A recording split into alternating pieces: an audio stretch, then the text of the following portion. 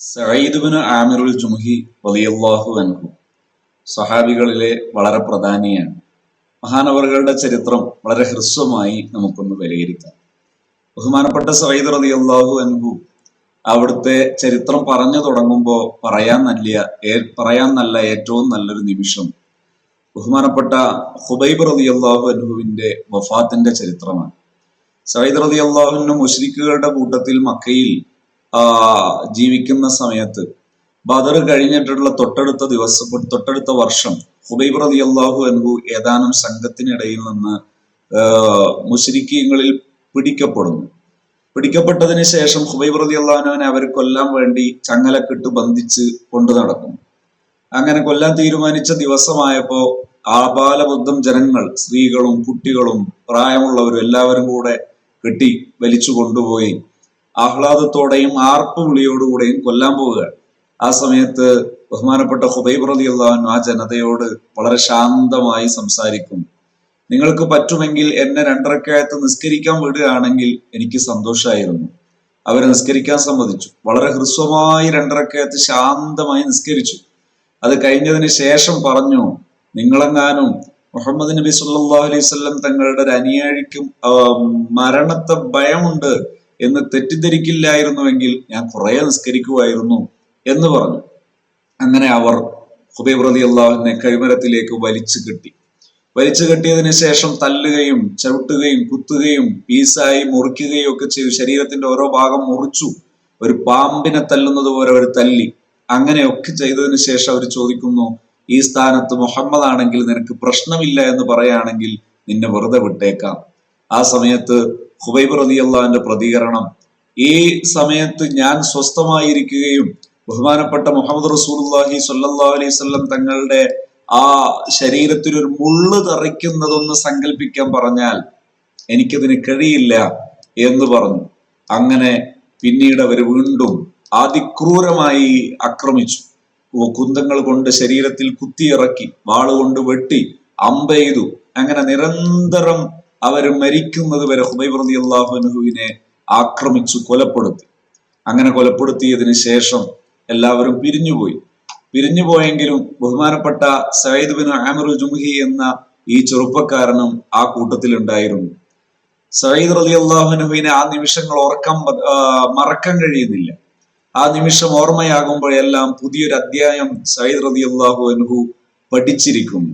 Unconsciously, ഉപബോധ മനസ്സിൽ സഈദ് റളിയല്ലാഹുവിന്റെ ആയത്തിൽ ആ മനസ്സിൽ തറച്ചൊരു ആശയം, ഇതൊന്നുമല്ല ജീവിതം. കൂത്താടിയും ആസ്വദിച്ചും ജീവിക്കുന്ന ഈ പകലും രാത്രിയും മാറി മാറി തീർന്നു പോകുന്ന ഒരു ജീവിതം, അതിനൊന്നും അർത്ഥമില്ല. അർത്ഥമുണ്ടാകണമെങ്കിൽ ഇങ്ങനൊരു വിശ്വാസം, രൂഢമൂലമായ ഒരു വിശ്വാസം വേണം. മരണം മുന്നിൽ കാണുമ്പോഴും ഇത്ര ശാന്തമായി നിസ്കരിക്കാൻ കഴിയുന്ന, ഇത്ര ശാന്തമായി വണങ്ങാൻ കഴിയുന്ന ഒരു സ്രഷ്ടാവ്, അങ്ങനെ ഒരു സ്രഷ്ടാവിനെ വിശ്വസിക്കാൻ കഴിയുക അതൊരു യോഗം തന്നെയാണ്, അതൊരു ഭാഗ്യം തന്നെയാണ്. അങ്ങനെ സഈദ് റളിയല്ലാഹു അൻഹു പരസ്യമായി പ്രഖ്യാപിച്ചു, ഞാൻ നിങ്ങളുടെ ഈ അഴുക്ക് നിറഞ്ഞ ചങ്ങലയിൽ നിന്ന് ഞാൻ മോചിതനാകാൻ പോവുകയാണ്. അങ്ങനെ ഇസ്ലാം സ്വീകരിച്ചു. മദീനയിലേക്ക് ചെന്ന് ഇസ്ലാം സ്വീകരിച്ചു. റസൂലുള്ളാഹി സ്വല്ലല്ലാഹു അലൈഹി വസല്ലം തങ്ങളുടെ കൂടെ ജീവിച്ചു. നബി തങ്ങളുടെ കൂടെ അതിനുശേഷമുള്ള ഓരോ പ്രധാന സമരങ്ങളിലെല്ലാം പങ്കെടുത്തു. അവസാനം നബി തങ്ങളുടെ വഫാത്തിന് ശേഷം ബഹുമാനപ്പെട്ട സിദ്ദീഖ് റളിയല്ലാഹു അൻഹുവിന്റെയും ബഹുമാനപ്പെട്ട സയ്യിദുനാ ഉമർ ഇബ്നുൽ ഖത്താബ് റളിയല്ലാഹു അൻഹുവിന്റെയും ഒക്കെ കൂടെ ജീവിച്ചു. അവരെല്ലാം ഇഷ്ടമിത്രമായി, ഉപദേശകനായി, നല്ല ഒരു ഉപദേശകനായി അവരുടെ കൂടെ ബഹുമാനപ്പെട്ട സഈദ് റളിയല്ലാഹു അൻഹു ജീവിച്ചു.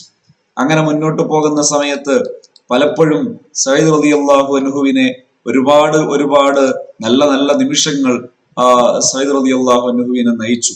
ആ കൂട്ടത്തിൽ ഒരിക്കൽ സയ്യിദ് ഉമർ റളിയല്ലാഹു അൻഹു ഭരണമേറ്റ ആദ്യ സമയം ബഹുമാനപ്പെട്ടവര് ഉപദേശം തേടിയപ്പോ പറഞ്ഞു, യാ ഉമർ ഉസീക അൻ തഖ്ശല്ലാഹ ഫിന്നാസ് വലാ തഖ്ശന്നാസ ഫില്ലാ.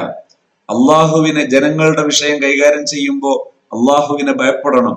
അതേസമയത്ത് അള്ളാഹുവിന്റെ വിഷയം കൈകാര്യം ചെയ്യുമ്പോൾ ജനങ്ങളെ ഭയപ്പെടേണ്ടതില്ല ഉമറെ. വഅല്ലാ യുഖാലിഫ ഖൗലുക ഫഅലക, വാക്ക് പ്രവർത്തിക്കെതിരാകരുത്. ഫഇന്ന ഖൈറൽ ഖൗലി മാ സദ്ദഖഹുൽ ഫഅൽ, നമ്മൾ ചെയ്യുന്നതനുസരിച്ചായിരിക്കണം പറയേണ്ടത്.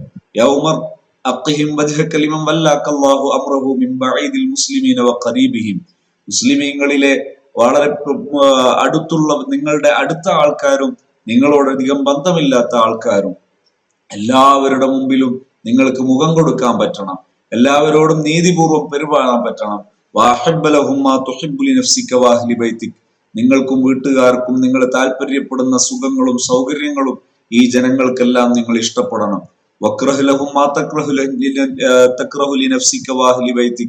നിങ്ങൾക്കും നിങ്ങളുടെ കുടുംബത്തിനും നിങ്ങൾ ഭയപ്പെടുന്നതും പ്രയാസപ്പെടുന്നതും ഈ ജനങ്ങൾക്കുണ്ടാകരുതെന്ന് നിങ്ങൾ ഭയപ്പെടണം, നിങ്ങൾ ഗൗരവത്തോടെ കാണണം.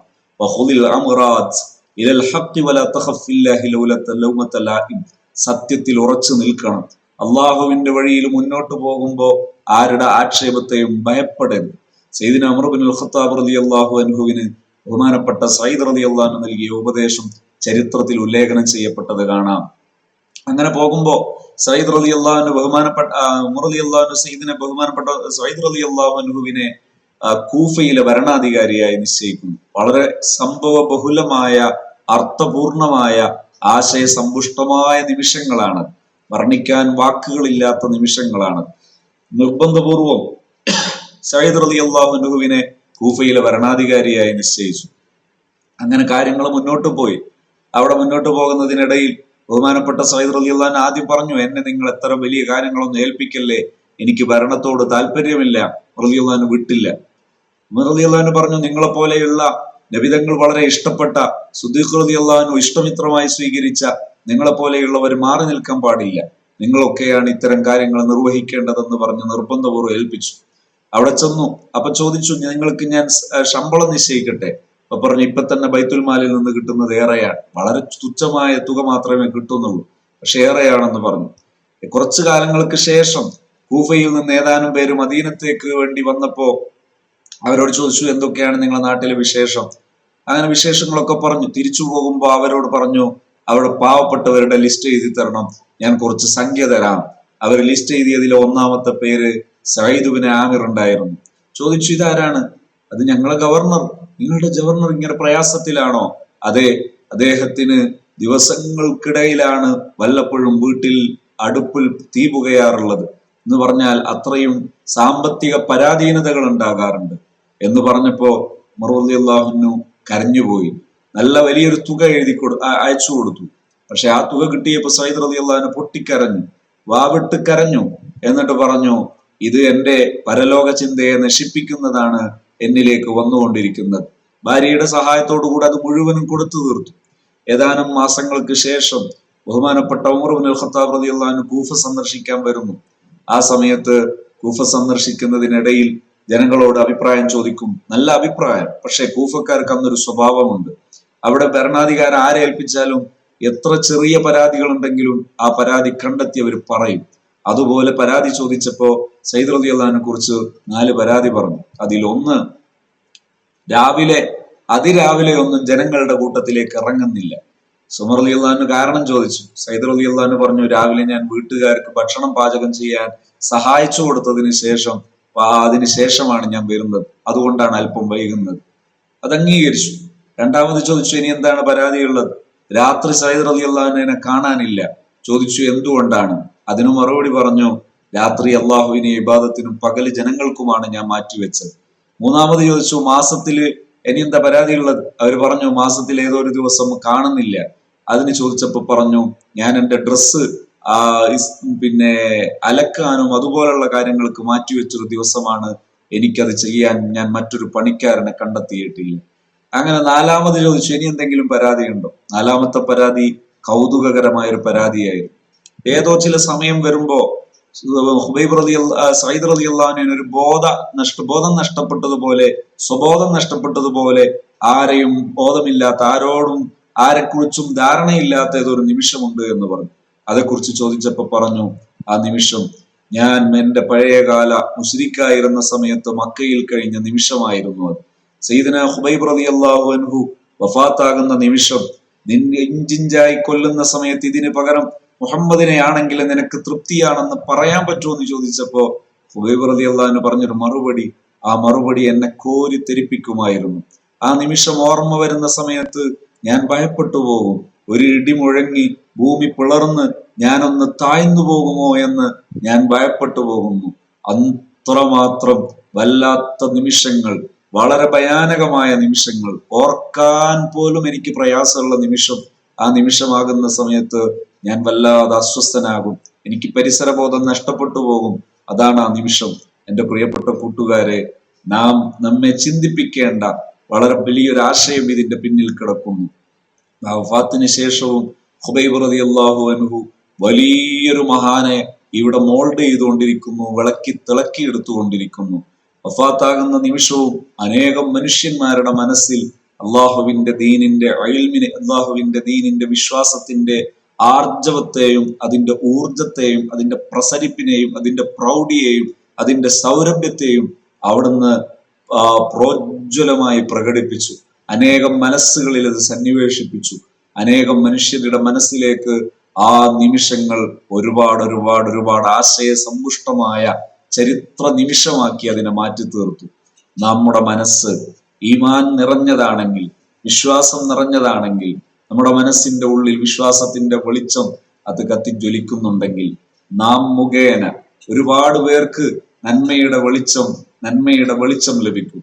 നമുക്കുണ്ടാകേണ്ടത് ഇത്തരം നല്ല മഹാന്മാർ, ആ മഹാന്മാരിലെ ആ ഊർജം, അവർ കത്തിച്ചു വെച്ചിരുന്ന ആ ഒരു മഹബത്ത് അനേകം പേരിലേക്ക് നന്മ എത്തിക്കാനുള്ളതാണ്. മുത്തുനബി തങ്ങളോടുള്ള മഹബത്ത് കാരണം അവർ വികസിപ്പിച്ച, അവർ മാർഗം കാണിച്ച, അവര് വഴി കാണിച്ചു തന്ന വളരെ നല്ല വഴി, അതായത് നന്മക്ക് വേണ്ടിയുള്ള സ്നേഹം, നന്മയുടെ പേരിലുള്ള സ്നേഹം, സ്നേഹത്തിലൂടെ നന്മ നിർമ്മിക്കുന്ന സ്നേഹം, അതായിരുന്നു സ്വഹാബത്തും നബിതങ്ങളും തമ്മിലുള്ള ബന്ധം. ഈ മഹാന്മാരെയൊക്കെ സ്നേഹിക്കാനും അടുത്തറിയാനും അവരെ കൂടെയാകാനും അവരുടെ പാതയിലാകാനും വേഷം കൊണ്ട്, നടത്തം കൊണ്ട്, സംസാരം കൊണ്ട്, ജീവിതം കൊണ്ട്, കാഴ്ചപ്പാട് കൊണ്ട് അവരുടെ ആളാകാൻ നമുക്ക് പറ്റിയാൽ എത്ര ധന്യമാണ് ആ നിമിഷങ്ങൾ. നമ്മുടെ ജീവിതം ഇത്തരം നല്ലവരുടെ വഴിയിലാക്കാൻ അള്ളാഹു തൗഫീഖ് നൽകുമാറാകട്ടെ. ആമീൻ യാ റബ്ബൽ ആലമീൻ.